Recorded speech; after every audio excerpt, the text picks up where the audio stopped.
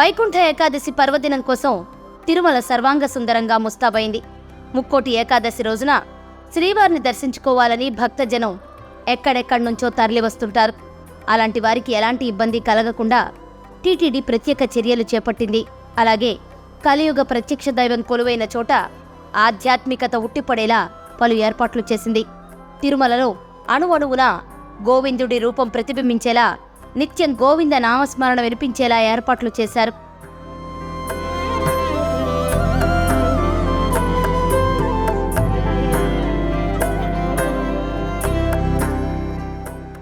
ఇలా వైకుంఠాన్ని తలపించేలా శ్రీవారి ఆలయానికి ఆనుకుని ఉన్న వైకుంఠ ద్వారాన్ని వివిధ రకాల పూలు పండ్లతో అలంకరించారు.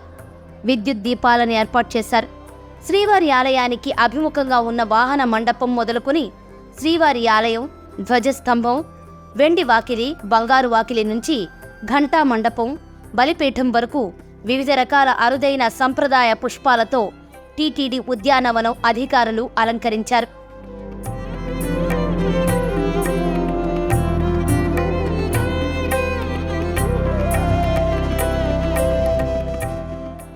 జీఎన్సీ టోల్ వద్ద శ్రీకృష్ణుడి రూపంలో ఏర్పాటు చేసిన విద్యుత్ దీపాల అలంకరణ భక్తులను విపరీతంగా ఆకట్టుకుంటోంది.